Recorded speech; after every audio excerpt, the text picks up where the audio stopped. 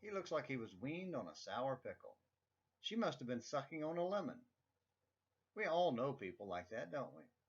Folk who carry a grudge against life and are so bitter that being around them gives us the flavor of sour pickles or lemons. And some of the most bitter are people who don't appear to have that many problems. On the other hand, we all know people who seem to have gotten a rotten deal in life, had many things go wrong, many hurdles placed in their path, and yet they press on with a smile and a joyful heart.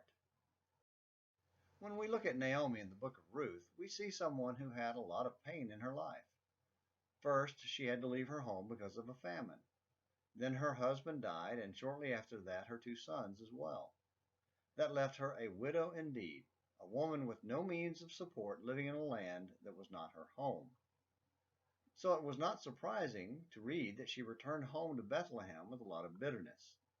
So much so that she insisted on changing her name from Naomi, which means pleasant, to Mara, which means bitter, and blamed God for treating her so bitterly, Ruth chapter 1, verses 20 and 21. Little did she know the great glory God had planned for her. And when it came in the form of a grandson through Ruth and Boaz, she embraced the newfound blessing with joy, Ruth 4, verses 16 and 17. What about us? Do we approach life with a sour lemon look or with a smile on our face and joy in our heart? Everyone has heartache and pain, some more than others, and a PMA, positive mental attitude, won't make it go away.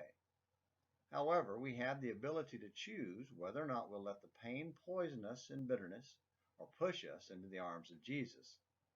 And since this is Sensual Service Saturday, let's ask one last question. How do we approach worship? Do we drag in as if church is the last place we want to be? Do we think or say, do I have to go to church today? Or do we skip in with a cheerful smile, filled with exuberant joy, happy to be able to go worship God with your brethren? Well, let go of the bitterness and choose joy. And be sure to spread it all around with a spirit of generosity.